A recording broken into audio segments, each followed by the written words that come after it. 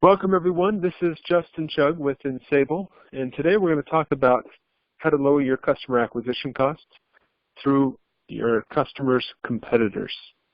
And the way we're going to do this is we're going to look at this specific strategy, but the reason why we're doing this is because we've talked about a lot of different strategies over the past few weeks, some of which take a fairly large investment on your part.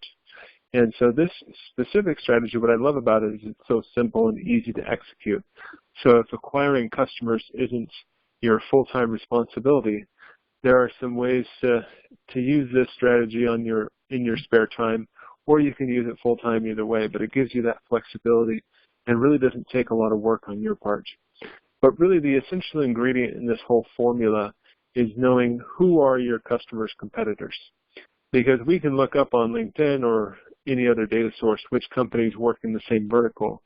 But in order for this to actually work, the companies have to know each other.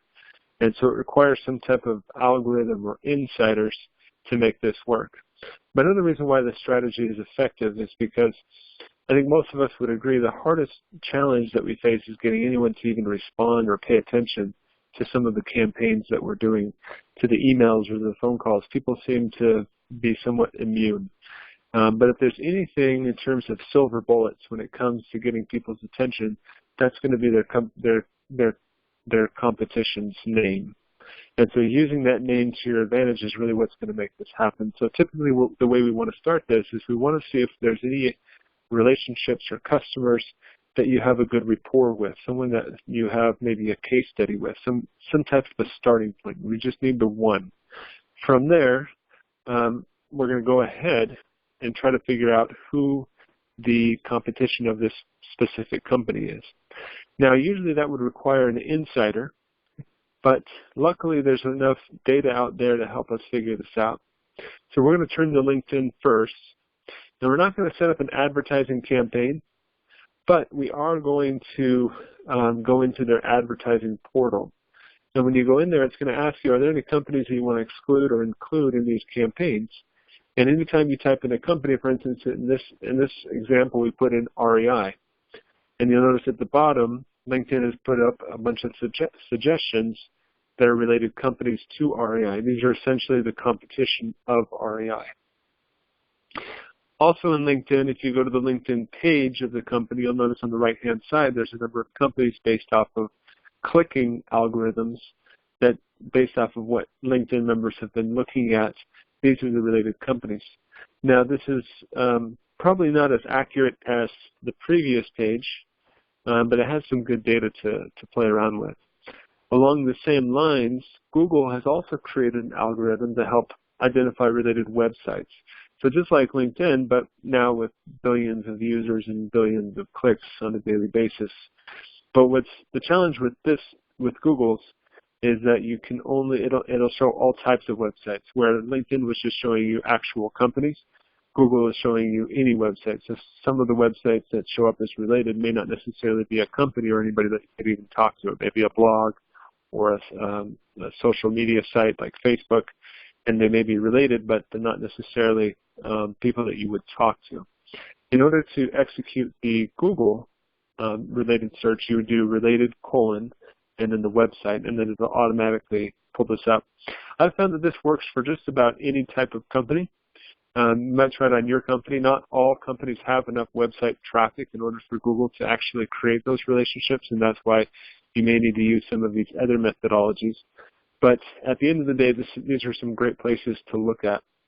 Now, one thing to keep in mind, there are some challenges in terms of one-way knowledge relationships, and so your customer may know the companies that show up on this list, but the companies that show up on this list may not necessarily know your customer. So you want to make sure that these are two-way relationships, otherwise you're going to be wasting your time. What that means is what you can do is you want to reverse engineer this a little bit. So you can, for instance, do a search for backcountry.com and see if REI shows up on that list. If it does, then they would be related to each other both ways. But the main thing, what you're looking for is to make sure that the competitor knows your customer. And that's the way Ensable engineers our competitive intelligence list, is we actually use the backwards method in order to guarantee that the companies that show up on this list are also familiar with the company that you're researching. Now, if you are an Ensable member, we have a bulk competitor tool which you can use. You can just basically upload a list of company names. You can filter it by technology. So if you're looking for Citrix users who have multiple locations, who recently moved or have a new IT manager or have launched new applications, the platform can narrow down those results so that you're not dealing with competitors that fall outside of your scope. There is a free tool. If you're not a paid subscriber of Ensable, upsellreport.com provides a similar tool where you can basically get all of the competitor intelligence using the reverse technology for a single company. So you would just run it using the website, and it'll provide all the information for you. It also does provide you with contact information, so that leads us to our next step, which is reaching out. And that's really what makes this process so easy. Once we've identified the companies, we can go ahead and reach out to the contacts there. And so this is what a typical email would look like. Hopefully it would have a little bit more detail to this, but the most important piece here is that you put the competitor's name in the subject line, because that's what's going to create the conversion rate for you. And then you'll say something like, I wanted to share some insights from a project I was working on with Cabela's.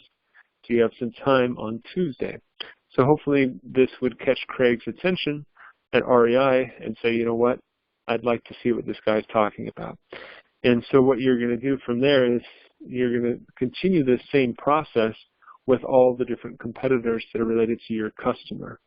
And then every time you have a success story to share from the customers or the competitors of your customers, you go and look up their competitors and continue that chain reaction.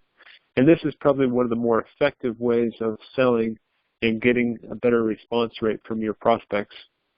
So just to summarize, again, this is a pretty simple formula. We have to make sure that we're talking to the actual competitors of our customers. This is what makes the whole formula work. This is what it hinges on. And so we want to make sure that it's a two-way relationship in terms of knowing each other. And we do that by looking up the competitors of our customers and then making sure that the competitors are also related to the customers. You can do this using the upsell report, which will do a lot of that legwork for you, or you can use Google or LinkedIn. At that point, you'll still need contacts at the company. If you don't have some already, you can run an upsell report. It's totally free. It'll provide you all the contacts at the company, relevant information about the company. And at that point, you send the emails. You just want to make sure that the competitor's name is in the subject line, because that's what's going to get their attention.